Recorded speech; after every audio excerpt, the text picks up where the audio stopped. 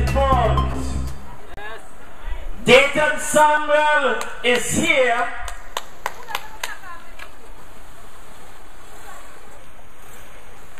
to let you know that Gregory Attil is the man for you. Yes. You have 3 persons who will be candidating for this seat in Parliament. I want you to realize, one, that Gregory Attil will be the first person from English Harbour who will be trying to represent St. Paul's in Parliament.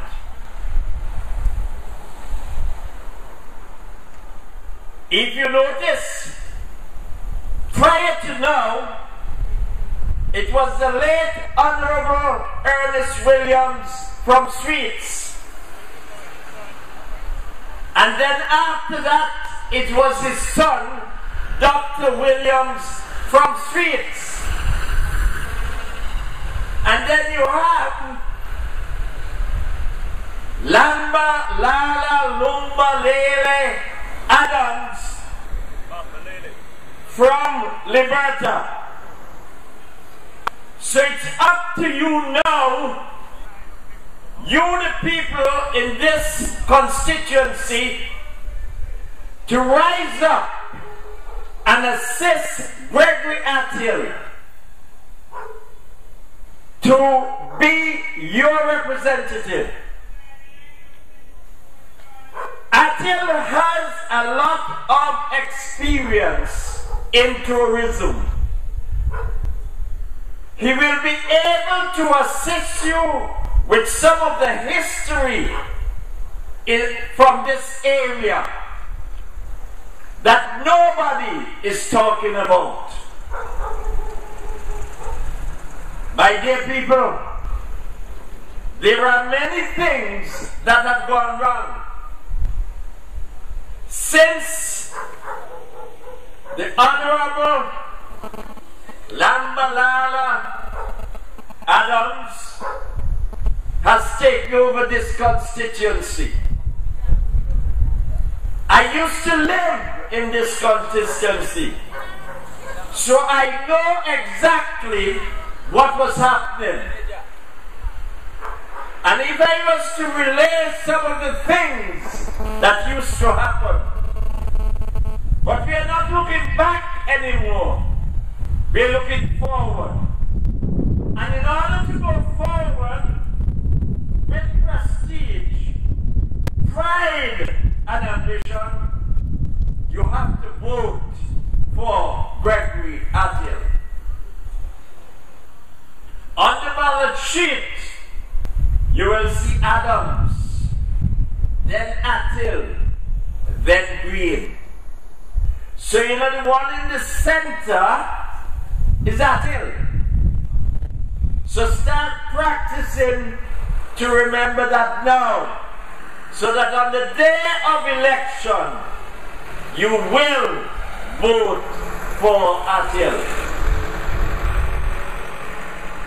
In years gone by, Sea Island cotton was one of our main products. I can recall, because my father had a piece of land up in Piccadilly where he used to plant cotton.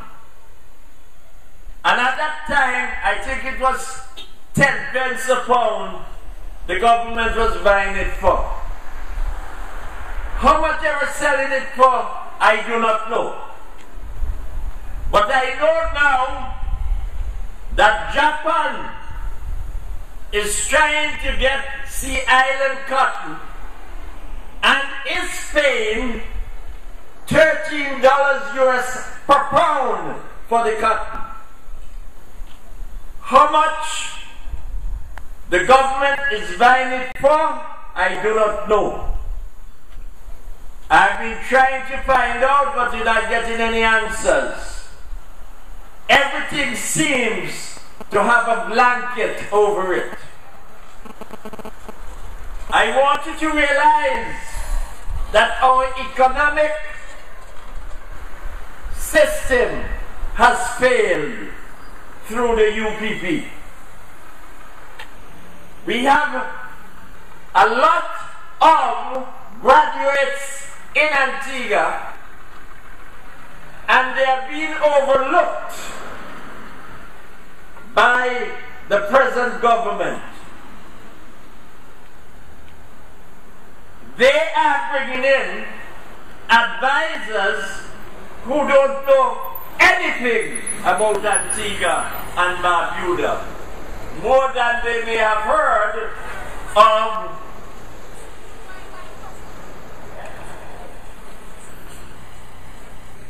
Richards, who has now been knighted and is our living hero, and all the others who have played Test cricket. But the whole impact of Antigua and Barbuda is way out of their reach. Even we in Antigua do not know much about our history. Our history is very rich, especially when it comes to education. We cannot be fooled by anyone. In 1834, when slavery was abolished, our forefathers left the estate not knowing what they were going to eat or where they were going to sleep. But they did it. But the other islands had to wait 3 years before they could do what we do. And now they're bringing teachers from all over the Caribbean to teach our boys and girls, and they can hardly talk. If you hear some of them talking, trying to teach English, you would be shocked at their expressions. I want you to remember that when we, my age group, was growing up, the main thing was pride. The old people used to tell us, you must have pride in everything you do. You must have ambition to rise to the top. My dear people, we have been altered like how the altar ram goat and so. I want you to realize that we have a lot to stand up for. If you cannot stand up for what you believe, then who is going to do it for you? The UPP came and they gave you a nice song to sing, and you voted out Dr. Williams. You vote him out, and look who you put in. Yes, he's a friend of mine, because he was the captain for the Boys Brigade at Liberta. But look at the difference. What has he done for the constituency? Yes, he was a very good playwright and had concerts. But since he got into power, when you think he would have taken the young people under his arms and create a cinema around here or in this constituency so as to help the young people to have pride and ambition, he ignored them. So I would like you to realize that you have an obligation And that obligation is to vote Gregory Attil into power. Because if you do not, I can assure you, you will lose. There are many things I would like to tell you tonight. And one of it is, beside education, that the True Labour Party is thinking heavily about. We are thinking about security and your protection.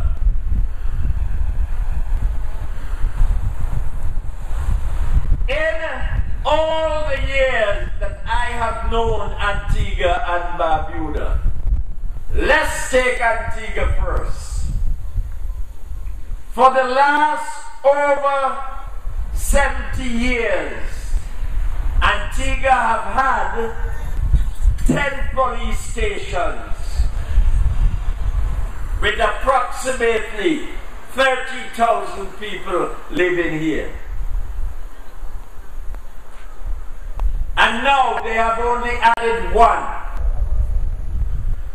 with about nearly 100,000 people living. All the parties are talking about security and protection. Are they telling you what they intend to do besides putting up cameras all over the place that can be knocked down by even donkeys kicking? Ladies and gentlemen, there are areas that need police stations. There should be at least 10 more police stations in strategic areas so as to prevent the crimes that are going on around here. It grieves me when I learn of people getting shot or being robbed and nothing is going on. So, we in True Labour are planning, should we make the government, that we are going to start a national service from age 18 to 21. And in that service, you will be taught many things. Why 18? I can tell you, at age 17 and a half, I ran out of grammar school and went in the army. Not the Defense Force, but the West India Regiment. And I've learned quite a lot. That I believe the young men and women in Antigua and Barbuda need to be taught this lesson so as to protect what we own. V.C. Bird Sr. did not go to grammar school. He went to St. John's Boys' School. But yet, the mentality he had, he went and bought all the lands that the syndicate owned for us. And now, the people who are in power are trying to sell our lands. And they went not only to grammar school and other secondary schools, but also to university. What happened to their brains? What happened to them? Are they sick? Or do they just think about themselves? We have a lot to learn. We have a lot to offer. But we cannot offer it unless we are being elected into Parliament. We need your assistance. We need your help. As the saying goes, God moves in mysterious ways, his wonders to perform. And I want you to realize that God is watching over Antigua and Barbuda. When I look around and see our young men and women, the way they dress, I am ashamed. You know why? Because in the 60s and 70s and 80s, Antigua men and women were the best dressed in the whole Caribbean. All of a sudden, we are following others when they used to try and emulate us.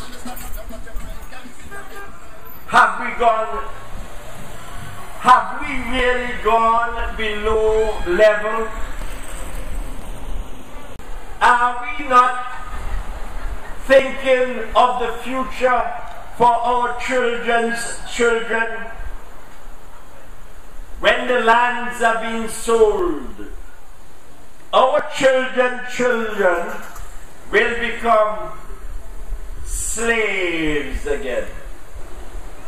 Would you like to be in your grave and turning in your grave just because you did not stand up like our forefathers did in 1834? Do you know that up to 1859, America still had slavery? And now you want to adopt everything the Americans are doing, when they have to try and adopt freedom for our black brothers in America. I want you all to stand up. Stand up and let people realize that we were freed before everybody else, and we are not going back into slavery.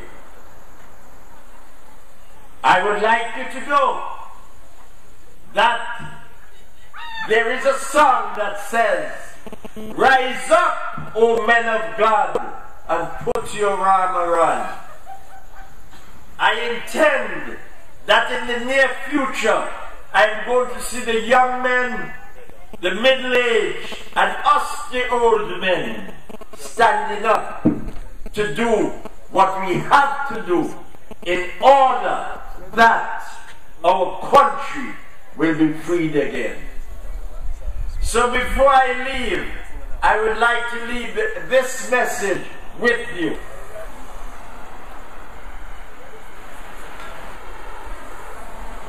Gregory Attill is the man for you. When he comes to explain to you his plans for the constituency, and he may touch a little of what he intends to do for the country, I know that you're going to be proud of him. I know that you're going to be so proud of him that you're going to wonder, why did we not have him elected years ago? So good night, my good parishioners in St. Paul's. I will keep on praying for you and for Gregory Attill. Good night.